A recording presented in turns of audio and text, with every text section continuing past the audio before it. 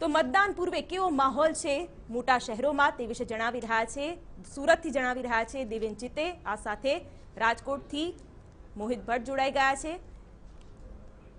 વડોદરાથી અમિત પટેલ જોડાઈ ગયા છે અને અમદાવાદથી કિંજલ મિશ્રા માહિતી આપી રહ્યા છે। કિંજલ, હવે મતદાનને ઘડીઓ ગણાવી રહી છે, કાઉન્ટડાઉન શરૂ થઈ ગયું છે, મતદાન મથકો પર તમામ તૈયારીઓ કરી લેવાઈ છે, કેવો માહોલ અત્યારે મતદાન પહેલા?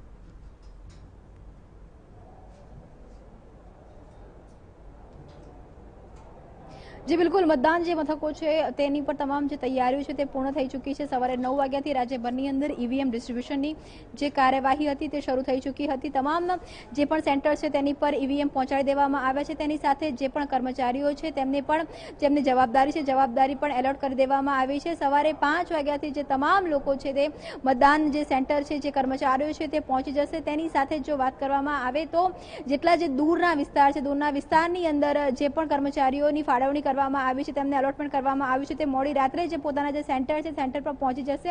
સવારે 6 વાગ્યાની આસપાસ મોક ડ્રીલ કરવામાં આવશે અને મોક ડ્રીલની બાદ જે કહી શકાય કે જે મતદાન છે તે મતદાન શરૂ થવાનું છે, કેમ કે ગરમી ખૂબ છે એટલે તે સવારના સમયની અંદર સૌથી વધુ મતદાન થાય તેવું જે અપેક્ષા છે તે રાજકીય પક્ષો પણ રાખી રહ્યા છે અને ચૂંટણી પંચ દ્વારા પણ એ પ્રકારની તકેદારી પણ રાખવામાં આવી રહી છે। ઈવીએમ ખોરાવવાની જે દર વખતની જે ફરિયાદ છે તે ફરિયાદ આવતી હોય છે તેના કારણે કેટલાક જે ઈવીએમ છે તે સ્ટોરેજમાં પણ રાખવામાં આવ્યા છે કે ક્યાંક પણ આ પ્રકારની જો પરિસ્થિતિ સર્જાય તો તાત્કાલિક ધોરણે ઈવીએમ બદલી દેવામાં આવે, જેના કારણે જે સમય છે તે સમય બચી શકે। એટલે કહી શકાય કે તેની સાથે જ આ વખતે જો કે કોઈ પણ પ્રકારની જે અનિચ્છનીય ઘટનાઓ છે અત્યાર સુધીમાં પ્રચાર દરમિયાન બની નથી, ત્યારે પણ જ્યારે તંત્ર છે તંત્ર ખૂબ સાબતું છે। આવતીકાલે જ્યારે મતદાન થવાનું છે ત્યારે સીઆરપીએફની જે જવાનોની ટુકડી હોય કે જે સૈન્ય હોય કે તેમજ પોલીસ હોય તેમને પણ ખડેપગ કરી દેવામાં આવી છે। તેની સાથે જ જે 10 મીટરની કે જે 100 મીટરવાળી પણ જે એક આચારસંહિતા હોય છે તે પણ સંપૂર્ણ રીતે લાગુ થાય તે રીતની પણ જે તૈયારીઓ છે તે કરી દેવામાં આવી છે। કેમ કે ગુજરાતની જો વાત કરવામાં આવે અમદાવાદની અંદર લગભગ ભાજપ અને કોંગ્રેસના જે વીવીઆઈપી જે મતદાતા તેની જે લિસ્ટ છે તે 30 ની આસપાસ આવી રહ્યું છે। એટલે તમામ જગ્યાએ ક્યાંય પણ કોડ ઓફ કન્ડક્ટનો ઉલ્લંઘન ન થાય તેની સાથે જ જે મતદાતાઓ છે સામાન્ય મતદાતાઓ છે તે પણ સારી રીતે મતદાન કરી શકે તેની માટેની તંત્ર દ્વારા પૂરેપૂરી તકેદારી રાખવામાં આવી છે, તૈયારીઓ સજ્જ થઈ ગઈ છે।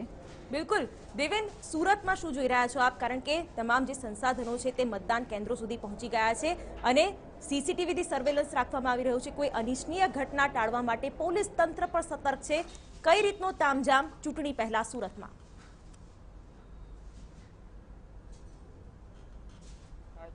આપણે કહીએ કે વિશ્વની સૌથી મોટી લોકશાહીનો જે આ મહાપર્વની ઉજવણી થઈ રહી છે, છેલ્લા 1 મહિનાથી વહીવટી તંત્ર દ્વારા જે તડામાર તૈયારીઓ કરવામાં આવી હતી તે તૈયારીઓને હવે આખરી ઓપ આપી દેવામાં આવ્યો છે।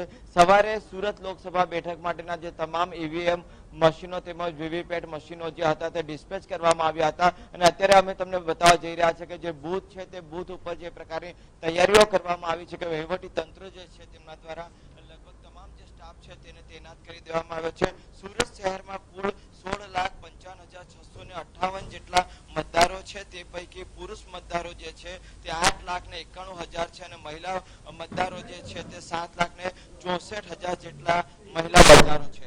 બીજી તરફ આપણે વાત કરીએ બૂથની તો 4,532। જી દેવેન, તો અત્યારે સુરતની આ તૈયારીઓ છે। અમિત, વડોદરામાં આપ કેવા દ્રશ્યો જોઈ રહ્યા છો? કારણ કે સુરક્ષા વ્યવસ્થા સજ્જ થઈ ગઈ છે, આ સાથે જે રાજ્યનું ચૂંટણી પંચ છે તેણે પણ તમામ તૈયારીઓ કરી દીધી છે। વડોદરામાં જે મતદાન થવાનું છે તે મતદાન પહેલા કેવા દ્રશ્યો, કેવી સુરક્ષા વ્યવસ્થા?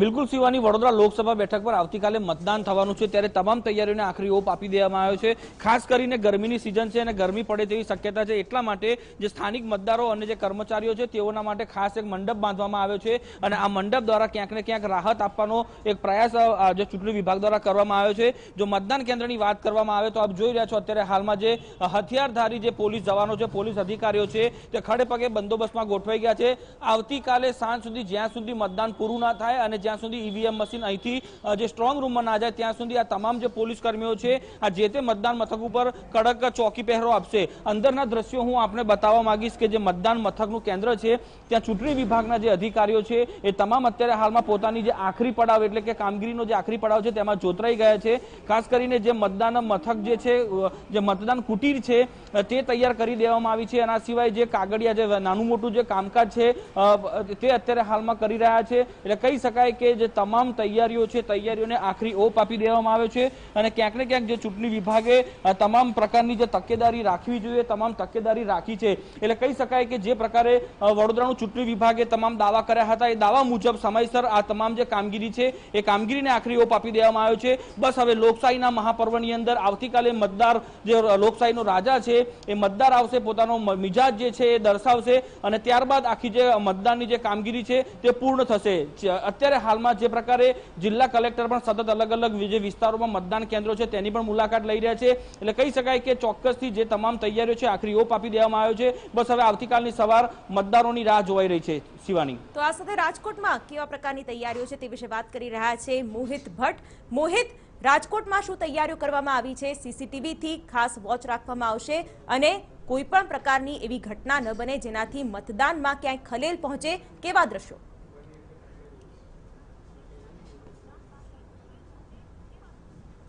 શિવાની, આજ વહેલી સવારથી અલગ અલગ વિધાનસભા વાઇઝ જે ઈવીએમ છે તેની ફાળવણી કરવામાં આવી રહી છે. સવારના 7 વાગ્યાથી આ પ્રક્રિયા છે તે શરૂ કરવામાં આવી હતી અને બપોરના 3 વાગ્યા સુધી તમામ જે રાજકોટ જિલ્લાના કુલ 2050 જેટલા મતદાન મથકો છે ત્યાં ઈવીએમ સલામત રીતે પહોંચી જાય તે પ્રકારની વ્યવસ્થા કરવામાં આવી છે. આવતીકાલ સવારથી જે તમામ સવારના 7 વાગ્યાથી આ મતદાનની પ્રક્રિયા શરૂ થશે અને સાંજના 6 વાગ્યા સુધી આ મતદાનની પ્રક્રિયા ચાલુ રહેશે.